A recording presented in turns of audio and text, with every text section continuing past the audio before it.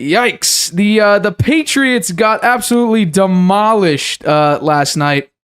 33-14. Both quarterbacks did play. This was Mac Jones' return game, but he only played about 3 drives. 3 drives. He went 3 of 6 for 13 yards with an interception, then got pulled for Bailey Zappi, who played the rest of the game, and the first 2 drives looked really, really good, and people were cheering, they were chanting, Zappi, get him out there.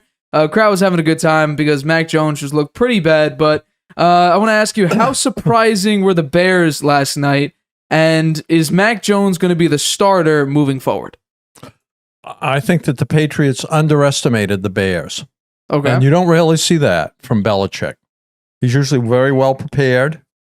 The Bears just took it to the Patriots. They were outmuscled them. I think the game was won by the Bears on their offensive and defensive lines, right? The Patriots could not run the ball. They particularly started out very flat with Mac Jones in there. They couldn't run the ball. Then they couldn't, except for Judon, they couldn't get to Fields, and Fields eluded them. They didn't prepare for him the way, it was like Lamar Jackson in a way, right? Lamar Jackson ran all over the field against the Patriots. They couldn't stop him. Fields did much of the same thing. He was very mobile. He was elusive. He picked up yards on running when he couldn't find the open receiver, and he passed the ball very well. Unlike his past games where he's not been able, he only had like 60 completions for the year coming into the game. So I think the Patriots underestimated the Bears, and the Bears took it to them. I was very surprised. I couldn't believe that they had these long drive. The Bears controlled the clock. They had the ball for many long drives. So Bailey Zappi had his chance. He did. He had his chance. He did. That was his chance to put himself in there as the starter, and I don't think he fulfilled his opportunity there. He threw 2 interceptions. Yeah. He looked good on the first 2 drives. And after that, there was some great catches made. I mean, the passes were in the vicinity. Yes. And the receivers made great catches on them. So, and then he threw 2 interceptions. So I don't say that. I'd say Mac Jones gets another chance next Sunday against the Jets. That's my feeling. He probably deserves it. As well. I would say. I think he was rusty coming out there, and he was nervous. He was nervous. Right. The fans was chanting "Zappy, Zappy, Zappy" when he was out there, and I think that flustered him. And I think he'll play better on the road. I think he may play better on the road, actually. Although he might. I think if the Patriots don't prepare better than they did last night, then they're in for a long afternoon against the Jets, because the Jets are a much better team this year, and they're playing at Jets. So yeah, I'd say they better watch out. They want to get to 3-5. That will be a bad situation for them. If you lose 5 games this early in the season, your chances are not good. I agree with you. Yeah. I will say there was hope because, like I said, I thought Matt Judon would get 3 sacks. He got 2.5. So, I mean, I was close enough, and I thought round up. Yeah, I thought they would get 2 or 3 interceptions. They did get 1, but Adam Schefter said before the game, I don't know how early you were listening on in the game, he said that 61% of the people voted for the Bears. And he was like, "What do you got? Who's voting here? What are the voters doing?" Well, the voters were right. The voters were right. And I want to sort of defend Mac Jones here. I want to defend Mac Jones because I took a look at it. I went back and I have a clip here. I have Mac Jones couple passing plays, but I basically have his entire 2-3 drives, and then I have the difference between Mac Jones's offense, the way they call it, versus Bailey Zappi. And I want to play this right now and break it down basically. So here we go. This is the first drive. It's a play action, 2nd and 10. Overthrown, but there was a flag in play, so it got negated. Next play, it was a simple, screen play. The Ramondre Stevenson lost the yard. Then 3rd and 11, on the very next play, you have Mac Jones, pocket collapses. He has to run and escape and gets, 6 yards. Here's the next drive, 2nd and 10. Fake handoff, play action pass.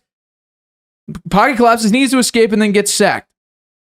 I'm starting to notice patterns here, and we'll see it especially when we get to Bailey Zappi.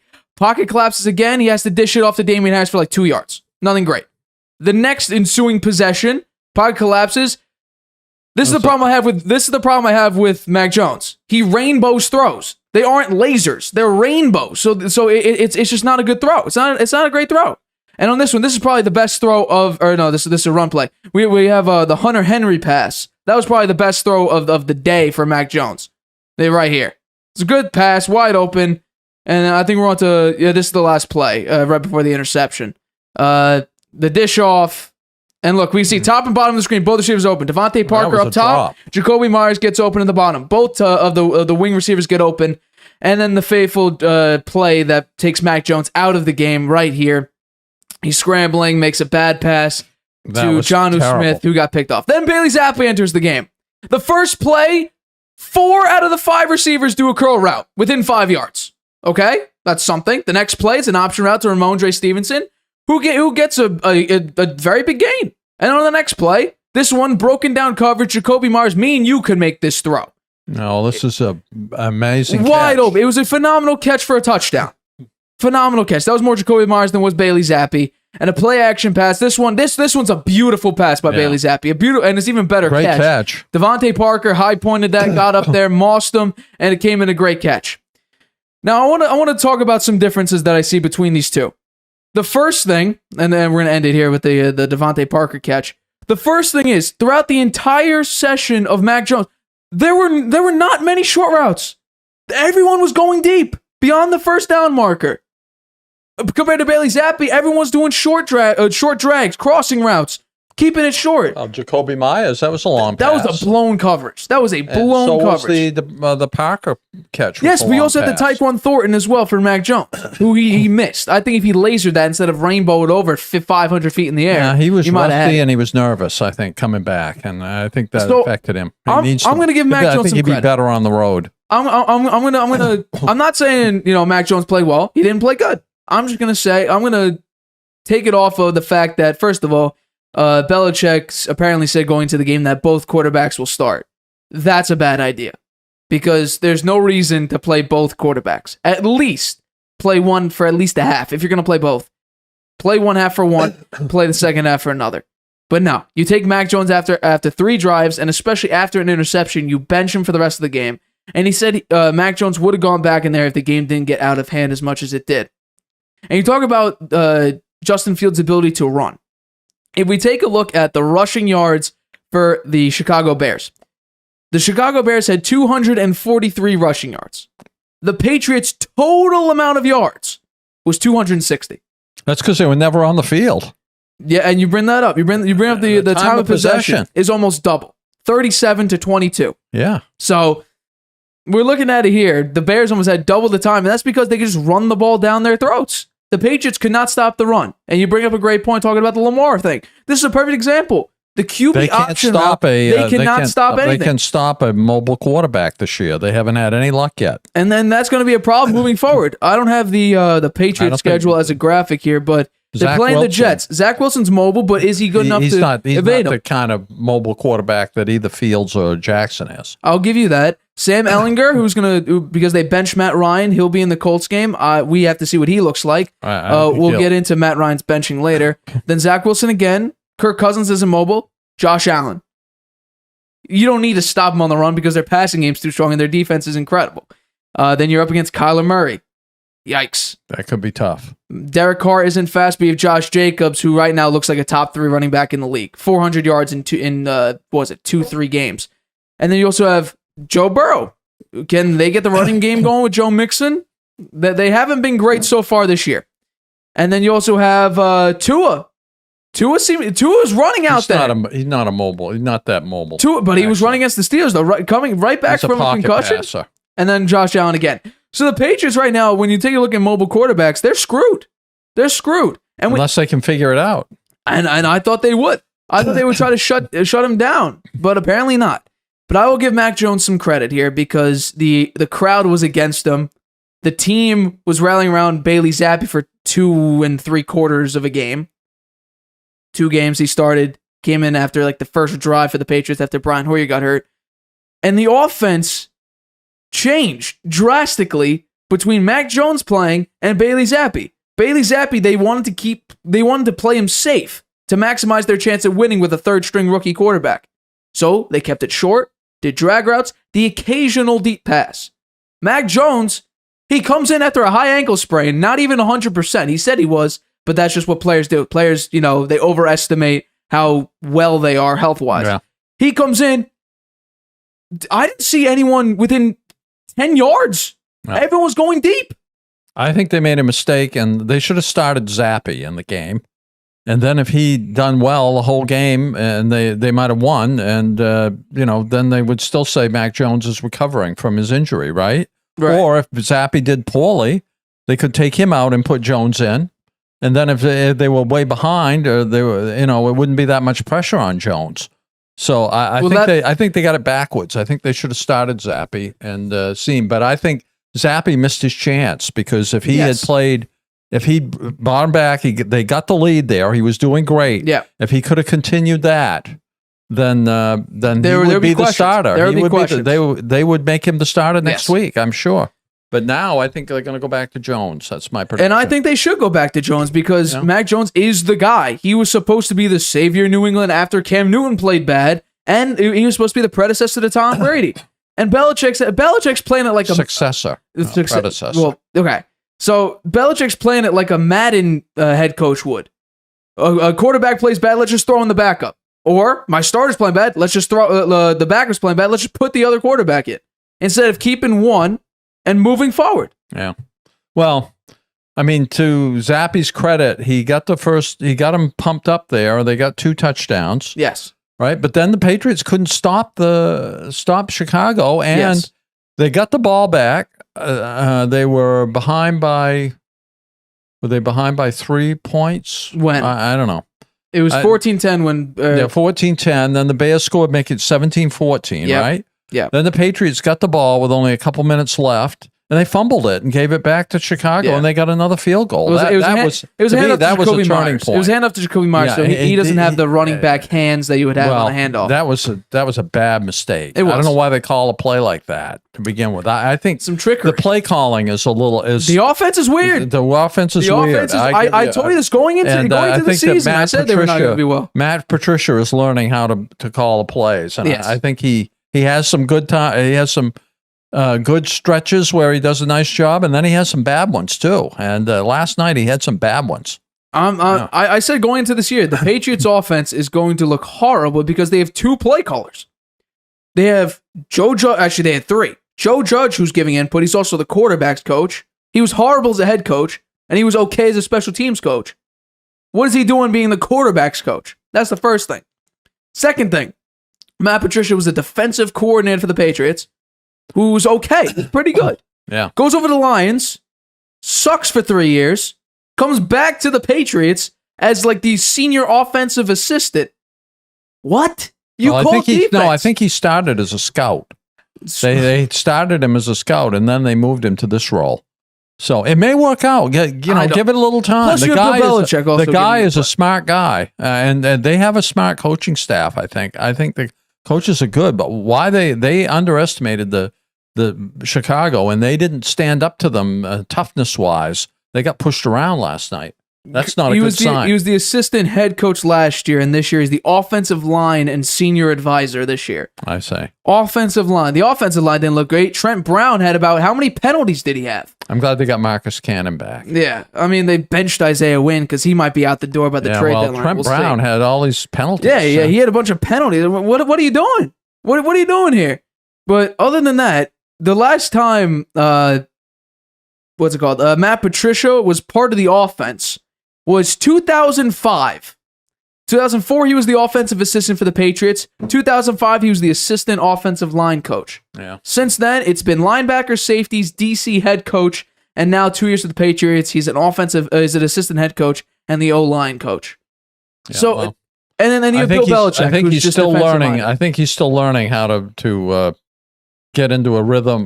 Get the offense into a rhythm and get the play calling right. That's not easy to do. Of course it's not easy. He doesn't have any experience doing it. So they're learning as they go here, and they're paying a price for it sometimes. And you saw it last night.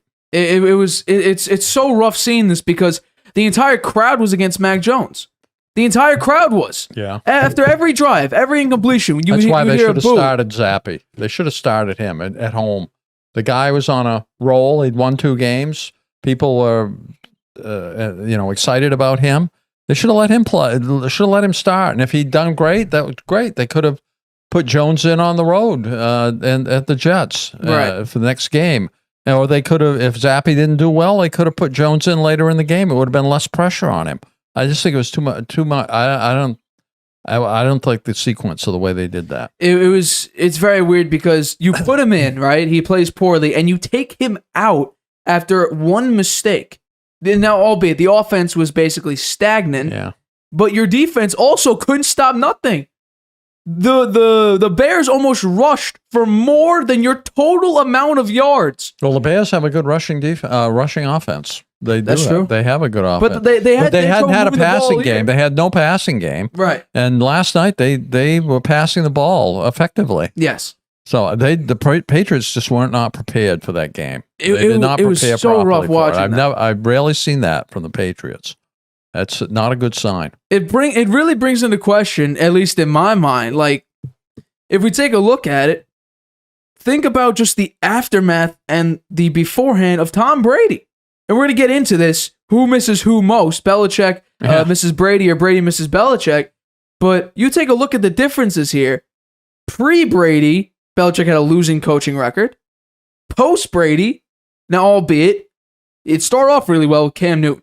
Cam Newton went out there and played a great 3-4 games, got COVID, was never the same after that. No, the problem has been quarterback. It has. Yeah. It has. Overall, well, it also can't replace receivers. Tom Brady. It has been receivers. And the replacements that they've had, the Cam Newton wasn't up to the task, obviously. They could have, if it wasn't for some of the mistakes he made during the year, turning the ball over, they could have made the playoffs and maybe gone deep into the playoffs that year. But because of his mistakes, they didn't. And plus, he got COVID. Yes. Yeah, and I think after that, he was never the same, actually. Right. So maybe that had a lingering effect on him. And then you bring in a rookie, right? Well, what do you expect? I mean, a rookie's going to actually, Mac Jones did very well as a rookie last year.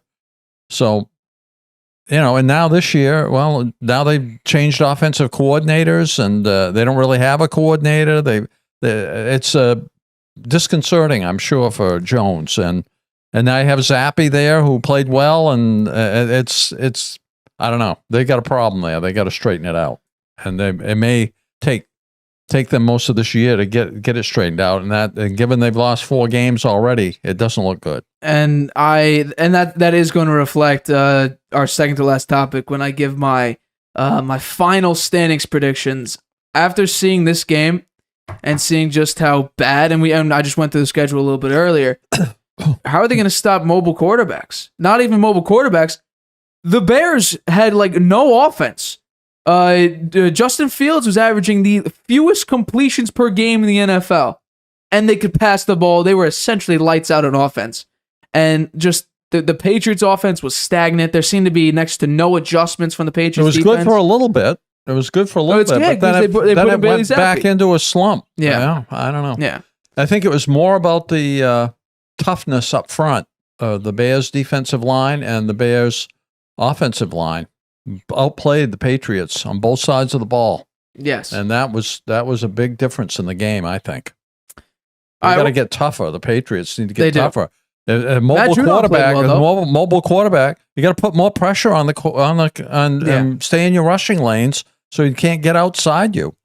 That's what they did. They just don't put enough pressure on the quarterback. They've always had this issue. Yes, they have good linebackers and good defensive backs. Their linemen they don't get enough rushing, and they don't put enough pressure on the quarterback fast enough. My question is, and I see a lot of teams do this. I don't know what kind of, it might be a nickel coverage, but if it were me, I would do contain, right? Maybe drop 5 in the box and have a cornerback line up in the linebacker position to spy Justin Fields. You saw that a little bit in the second half, but throughout the game, you almost saw no spy. You would have maybe rush 4, the pocket would collapse, Justin Fields just went up the middle. Yeah. There was no spy on him. and then he would run for 8, 9 yards They before anyone got didn't near him. plan for him properly. That's for sure. They underestimated him. It was just bad. He hadn't played well up until now, really. I mean, you could say, we're not that worried about him because he's not playing well. Well, he played well last night. He did. He rebounded, and they weren't ready for it. It was treated him like he was going to be Lamar Jackson, who they couldn't stop either. They couldn't stop him. And I saw this again. They can't tackle. They would get a hand or two on him. They just can't they have grip that him. problem. And that same thing with Lamar Jackson. They would contain Lamar. They just couldn't bring him down. Yeah, right. Yeah. And that's been a problem for the Patriots. Yeah. Well, we've been spoiled over the years. No, it is. They've been and that's the problem with the fans too. All that winning.